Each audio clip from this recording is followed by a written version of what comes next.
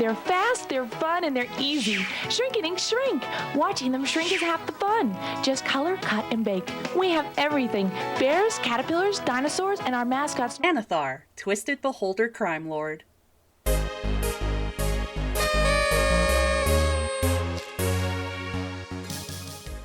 After years of playing with my D&D group, I wanted to upgrade us from coins and random small toys to actual character tokens. I wasn't ready to jump into mini painting since, frankly, it does require a lot of stuff. But you know what doesn't? Shrinky Dinks! Shrink plastic comes in two different types, original and inkjet. You can use either to create these nifty minis. The only reason my hand-drawn minis are smaller than my printed ones is because they were the first ones I made and simply hadn't gotten a good scale nailed down. To aid you all with the tricky step of scale, I have a free download linked below with the scale I use for minis from tiny to huge.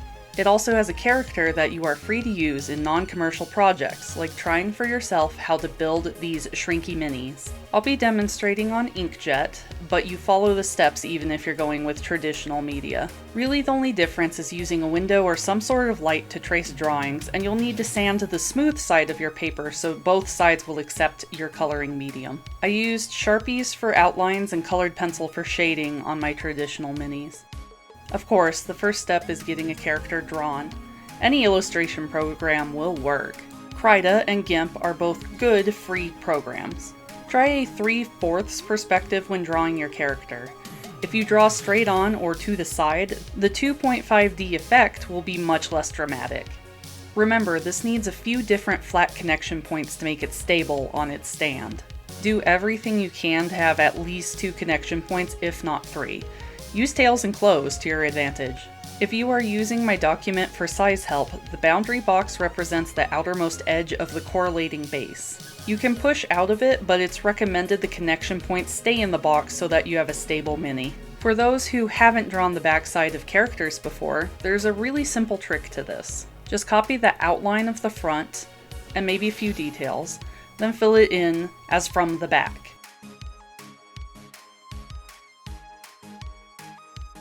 Think about your curves. Things that were concave on the front might be convex on the back, and don't worry about it making total sense. Because of the way these minis are, people will really look at them from the front and the back, not really thinking about the 360.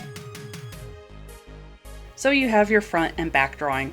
Awesome! Now stuff gets a little tricky, and don't feel bad if your first minis are a little weird. The layering for the 2.5D effect can be tough to envision, and I still mess up sometimes. We'll need to decide how we'll be cutting up our drawing as individual pieces. First pass is just thinking about how things overlap. Like an arm over the torso is going to be a separate piece from the torso itself, or like how a tail is going to be a layer behind any legs. I like to make a sketch next to my drawing using different colors to block out areas that will be on each layer. You'll also need to think of volume, which is the hardest part. I have a bad habit of wanting to have too many things stick out, and it causes a mess. Here are some consistent patterns I've noticed while making minis. Arms and legs should only have 1 layer of volume. The torso should have 2 layers with a third for details like a bag or a belt. More than that and your mini is gonna look fat.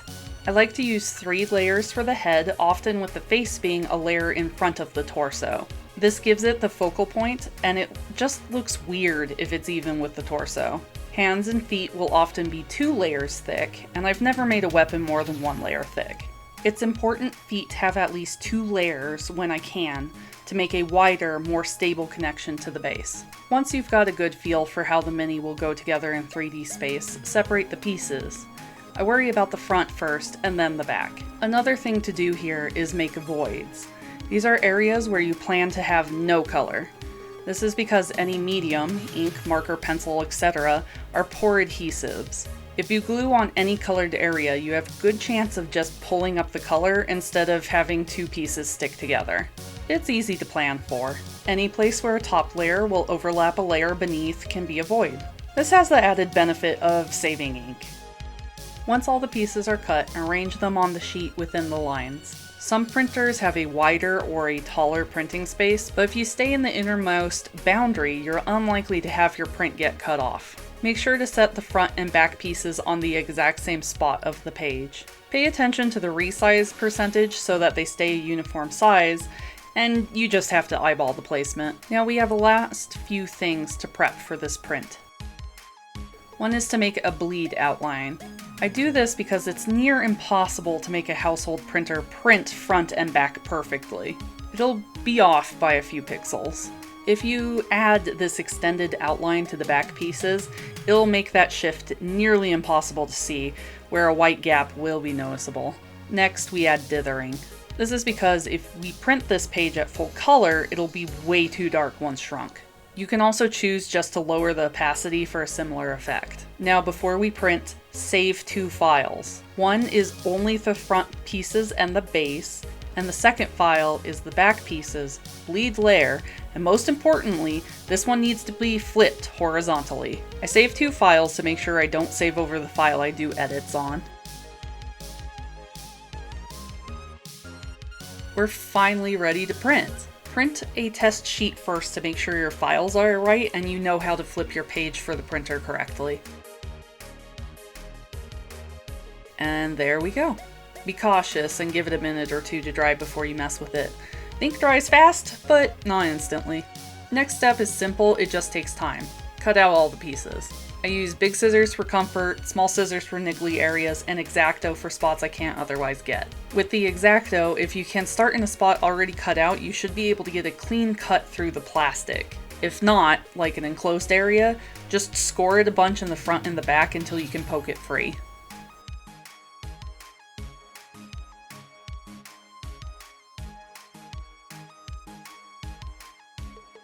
Time to bake! Now, videos always show you how this stuff curls while cooking, and I don't actually recommend that. Get yourself a baking pan and do not use one you also use for cooking. Once you've cooked plastic on a sheet, it's dead to food use. Line it with 2 sheets of baking paper. Sandwich your pieces between the 2 sheets and make sure that they have some room so that they won't touch if they move a bit.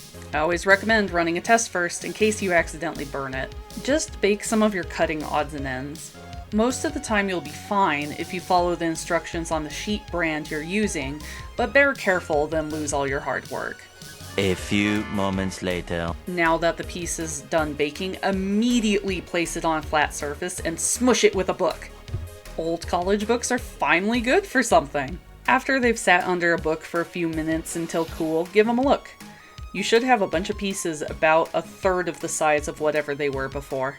At this point, I like to color the edge of my mini. If you wait until after gluing, this becomes exponentially harder. This also gives the advantage of making different player characters easier to identify on the board if you assign them each a color. Black I tend to reserve for NPCs and monsters. Now, glue that bad boy together with some super glue. You may need tweezers if you're a mad lad like me and make tiny pieces. If you feel you need more support for the base, then you can use a pin drill to add a bit of wire to connect the mini to the base. But in most situations, the sealing step will make sure it stays together. Sealing protects your colors, makes the colors more vibrant, and seals the layers together even tighter. You'll want some kind of gloss varnish. Matte ends up dulling everything down and making it harder to see. Mod Podge works well, and only a layer or 2 will do ya. Make sure it dries between layers or you chance bleeding your colors. Make sure to hit the edges and add more at connection points for the base, but for most of the surface, 2 is plenty. And there you go. You should have some awesome, pretty minis. You can always make Shrinky minis in a fraction of the time with only 1 layer, like Paper Minis Plus, but I think it's worth it to add the depth. You may even find you prefer these minis in some cases. I do for my Pokemon games. The style just feels right for a game I associate more with 2D than 3D. As always, thank you for watching. If you found this helpful or neat, please like and subscribe so you'll be notified when I come out with more tabletop crafts. Please leave a comment, they give me life, and tag me on Instagram if you make any 2.5D minis on your own. Stay safe, have fun, and I'll see you next time. Shrinky Dinks, I love to make 'em shrink. Shrinky Dinks from Milk Bradley.